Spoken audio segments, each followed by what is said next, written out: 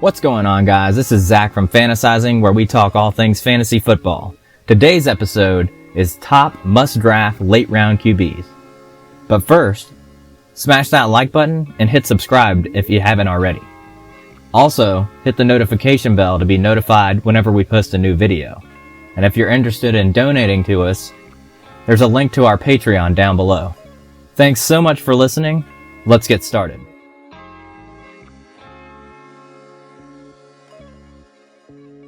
First on the list is Daniel Jones. You know, a lot of people were hesitant on Daniel at first due to the Giants drafting him with the 6th pick and replacing the two-time Super Bowl winner in Eli Manning. However, in his rookie campaign of 12 games, Daniel posted 3,027 yards and 24 touchdowns with a 62% completion rate. He also ran for 279 yards and 2 touchdowns. I'm looking for Daniel to have solid numbers this season due to the weapons around him in Darius Slayton, Sterling Shepard, Saquon Barkley, and Evan Ingram. I also like what the Giants did in the draft this year to help protect Daniel, grabbing 2 offensive tackles in Andrew Thomas out of UGA and Matt Pert from UConn. Daniel Jones' ADP is at 130, so you can grab him in those later rounds, and I'm looking for Daniel to have a good season with an upside of top 10 QB.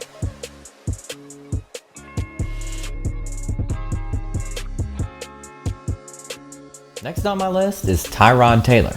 Now, we haven't seen too much from Tyrod over the past few seasons, with him being the backup to Phillip Rivers and struggling with the Browns. But when I think of Tyrod, I think of his 3 great seasons in Buffalo, where he rushed for right around 500 yards and passed for 3,000 yards in each of the seasons from 2015 to 2017. And here's the thing, I'm expecting those numbers and more this year due to the talent around him in LA.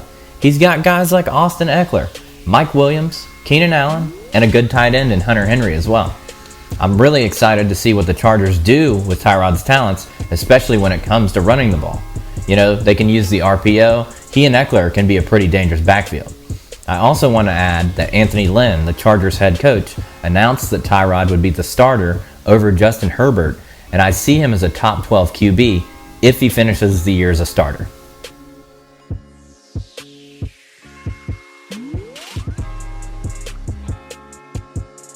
Next on my list is Matthew Stafford. Now, people may be skeptical of Stafford due to the past injuries and this being his 12th season in the NFL, but hear me out. Last year, in only 8 games, Stafford threw for 2,499 yards and 19 touchdowns with a completion rate of 64%. That's insane. Stafford has thrown for over 4,000 yards and averaged 20 touchdowns or more in 7 of his last 9 seasons. That dude puts up numbers. He also has some solid weapons around him in Kenny Golladay, Marvin Jones Jr., and TJ Hawkinson. Last year, Stafford averaged about 20 fantasy points per game, and I expect nothing different this year. His ADP is at a 138, and he has that top 10 upside that you're looking for in a late-round quarterback. Next up is Drew Lock. Now, you may be thinking, we have only seen Drew play in 5 games, and that is valid concern. But Lock threw for over 1,000 yards and 7 touchdowns with a 64% completion rate in those 5 games. We can also go back and look at his numbers at Missouri to see that he got better each season and was playing against solid SEC defenses.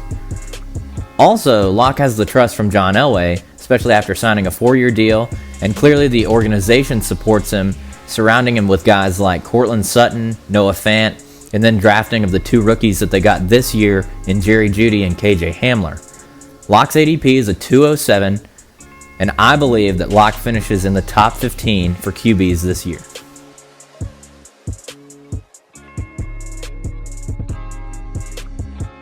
Last up is the thick, trunky kid himself, Sam Darnold. I know what you're thinking. He throws too many picks and struggles with inconsistency, but in 13 games last season, he threw for 3,024 yards and 19 touchdowns. The Jets are also getting Darnold with a little bit of help after drafting Mekhi Becton, an offensive tackle from Louisville, and Denzel Mims, a wide receiver out of Baylor. They also signed Rashad Perriman from Tampa and kept Jamison Crowder around, which is one of Sam's favorite targets. You know, I really like Sam. He's a gunslinger, he has no fear, unless of course he's seeing ghosts against Bill Belichick. You know, I also think Sam, you could play him in certain matchups and maybe bench him other weeks. He has an ADP of 136, so he'll be available in the later rounds. And I believe Sam will finish in the top 15 of quarterbacks this year.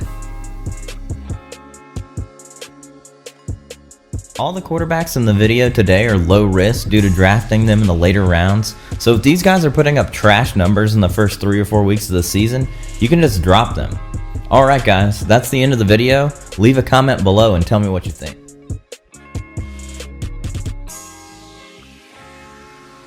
Hey guys, Alex here, editor-at-large at Fantasizing, where we talk all things fantasy football. Just reminding you guys to like, subscribe, ring that bell for notifications, and comment, of course. If you really like what we're doing and you want to support us, you can find us on Patreon. That's patreon.com/fantasizingfootball. Take care.